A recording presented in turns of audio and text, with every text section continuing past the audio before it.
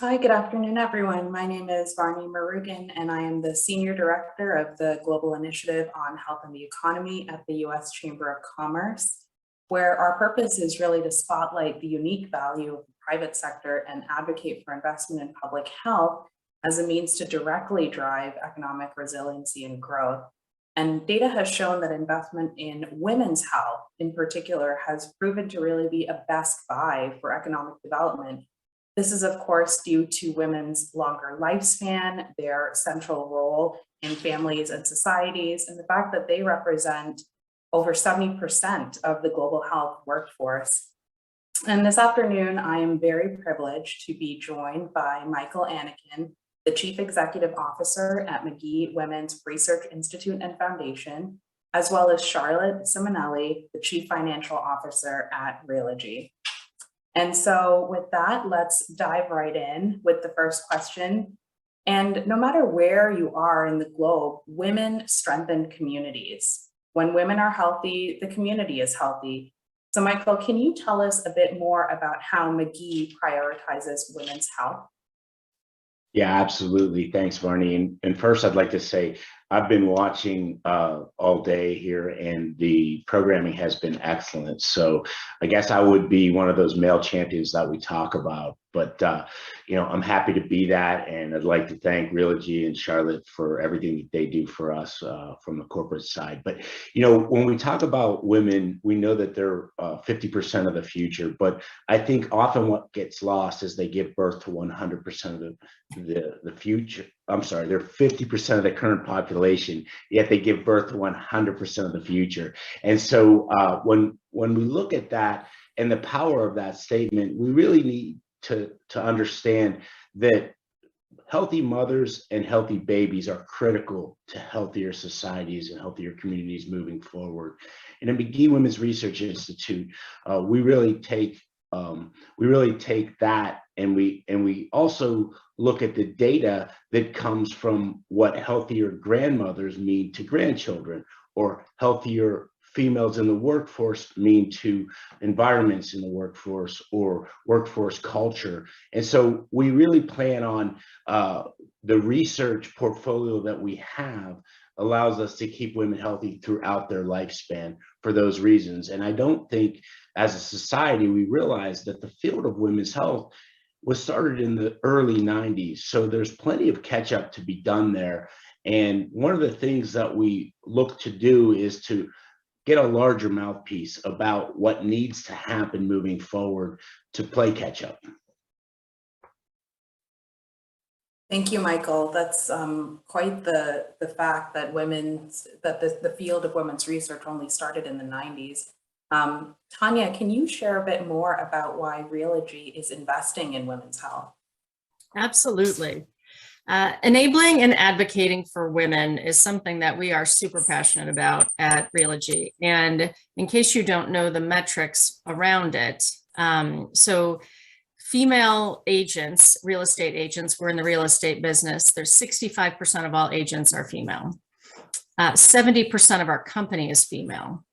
60% of our leadership team is female, and 36% of our board is female. So we are a highly female-centric company. And if you think about it, like what we do is put people in their home. That's our job, is to find homes for people and to help people sell homes. So making sure that the women's health is advocated for is very important to us. And some of the things that we've done at Realogy, especially in the height of, sort of the transformation during COVID, we've moved to a predominantly virtual workforce.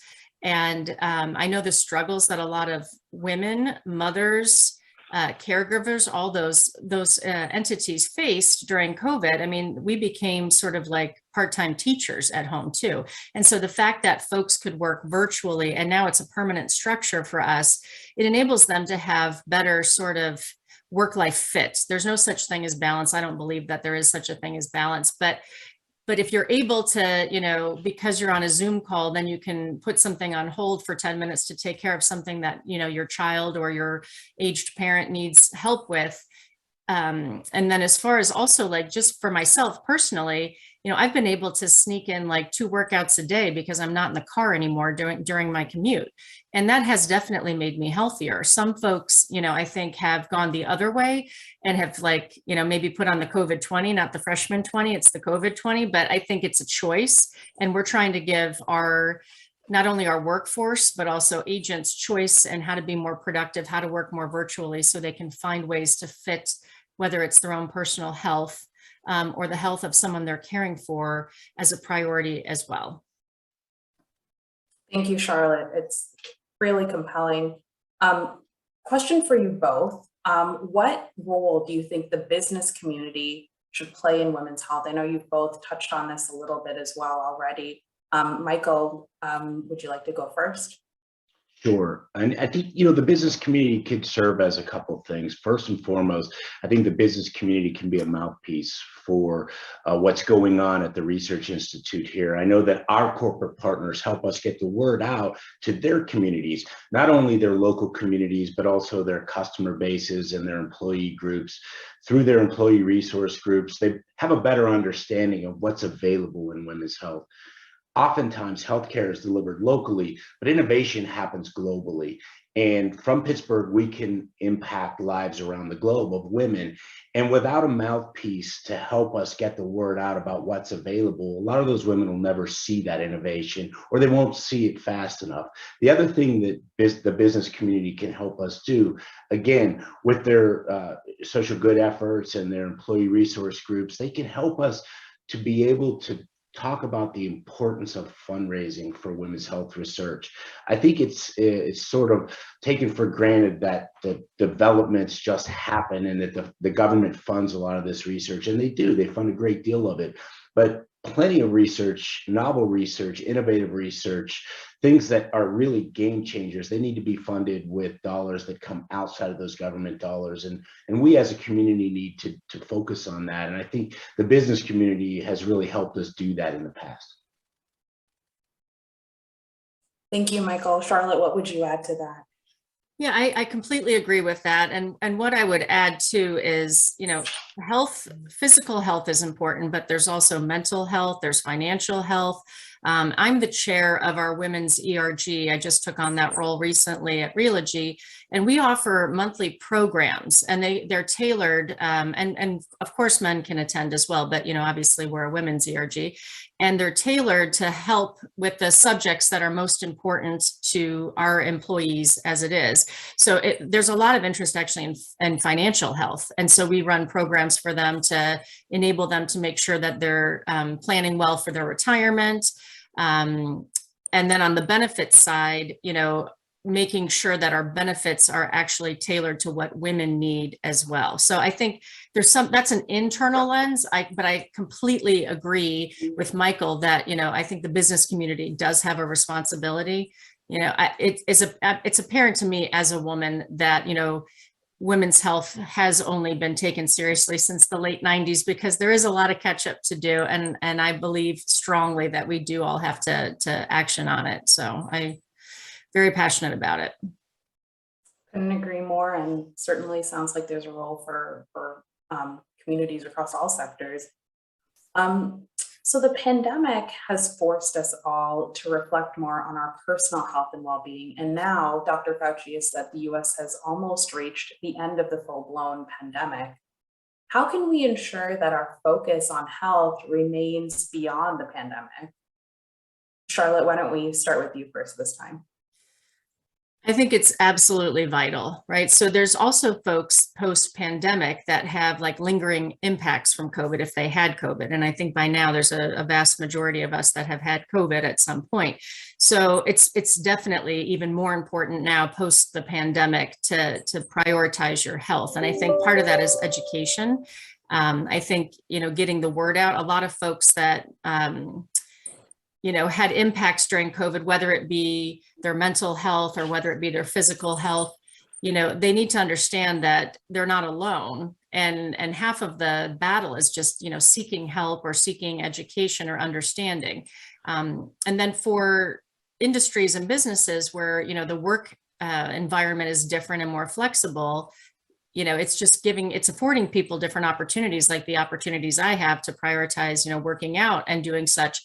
But we need to make sure that people actually continue doing that. And that's, as leaders, you sort of have to role model. Like you have to say, oh, let's do a walking meeting, or, I'm going to take a break at 5 because that's my time to work out. We have to role model it so that all of the folks that work for us understand that it's not only accepted, it's actually encouraged. Absolutely. Michael, your thoughts on how we remain focused on health? Yeah, I think Charlotte's point about the increased emphasis we have on our individual health is a critical one. I think this made us think about that. I think we need to pay attention to our bodies. I think we need to have conversations with our doctors, especially as women. I think we have to advocate for ourselves in the doctor's office a little bit more. We as a health system are starting to learn how to better listen to communities. When we talk about healthcare disparities, we study the differences between men and women pretty significantly. We also study the differences between different cohorts of women and how different cohorts of women may be impacted differently by certain diseases. And so I think it's important to understand that as individuals, we have to take our health seriously and we have to be our own advocate. I think the other thing to continue to think about is that healthcare research doesn't just come and go. We were able to develop a vaccine very quickly because we had this cadre of basic research to be able to build on that was 15 or 20 years old. And without that basic research that had been the foundation for many of the things that we're seeing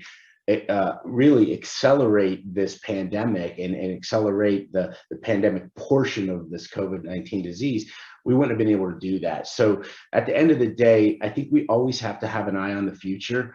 And oftentimes people wait until something impacts them before they worry about it. But we have to begin to be proactive, whether it be proactive with our own health by exercising, eating right, taking the proper steps to get on regular care regimens, or whether it be proactive with community or global health by doing the right things, investing in the research, investing in the infrastructure available to make health equity important across the globe. I think those are the things that we as society have to continue to do that the pandemic has taught us. Without that, we could be in trouble very quickly when the next pandemic comes around. If we don't have the answers and we don't have a place to go to quickly develop the answers, then the pain is much, much broader.